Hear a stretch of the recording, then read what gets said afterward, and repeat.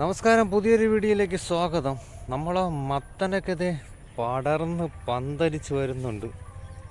ഇനി ഒരാഴ്ച കൂടിയാകുമ്പോൾ മുട്ടിട്ട് തുടങ്ങും.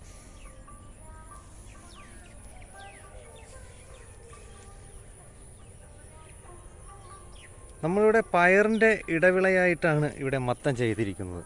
അപ്പോൾ ഇതിൻ്റെ ഇടയിലൊന്നും പുല്ലും കാടും ഒന്നും കയറാതെ കിടക്കണ്ടേ. അപ്പോൾ പയറിൻ്റെ ഇടയിൽ കാടും പുല്ലൊന്നും കയറില്ല. നമ്മൾ സോളാർ വേലിയാണിത്. അതെ, കായ്ച്ച ഒക്കെ ട്രാപ്പ് വെച്ചിട്ടുണ്ട് നമ്മൾ. കായ്ച്ചയൊക്കെ ചത്ത് അതിനകത്ത് പടമായി കിടപ്പുണ്ട്. കണ്ട,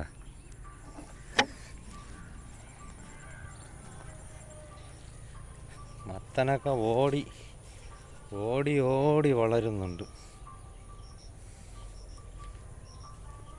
മത്തൻ കായ്ച്ച് വിളഞ്ഞു കഴിഞ്ഞാൽ നമുക്ക് 1 വർഷം വരെ ഇതിനെ സൂക്ഷിച്ചു വയ്ക്കാൻ സാധിക്കും. വിലയുള്ളപ്പോൾ നമുക്ക് മാർക്കറ്റിൽ കൊണ്ടുപോയി വിറ്റാൽ മതി.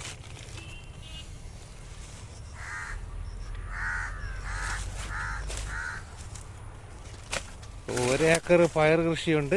അപ്പോൾ 1 ഏക്കർ മത്തനും ഉണ്ട്. അതിൻ്റെ ഇടവിളയാണ്. അതെ, ഇലയൊക്കെ തിന്ന് തീർക്കാൻ വരുന്ന ഒരു പ്രാണിയാണ്. അത് ആവശ്യത്തിന് കഴിച്ചിട്ട് പോട്ടെ. ഇവിടെയൊക്കെ ആവശ്യത്തിന് ഇലയുണ്ട്. 10 കിലോയോളം തൂക്കം വരുന്ന മത്തനാണ് ഞാൻ ഇവിടെ നട്ടിരിക്കുന്നത്.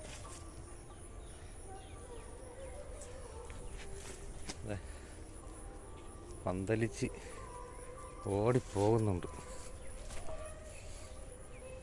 കണ്ട, ഇവിടെയൊന്നും കളകൾ പൊടിച്ചിട്ടില്ല. ഇതിൻ്റെ ഇല കണ്ടില്ലേ, ആനയുടെ ചെവി കണക്ക്. അപ്പോൾ ഇതിൻ്റെ അടിയിൽ പുല്ലുകൾ വളരാൻ സാധ്യത വളരെ കുറവാണ്. 1 ചാക്ക് കോഴിവളവും 1 ചാക്ക് ചാണകപ്പൊടിയും കൂടി അടിവളമായി കൊടുത്തുകൊണ്ടാണ് നമ്മളിവിടെ മത്തൻ നട്ടിരിക്കുന്നത്.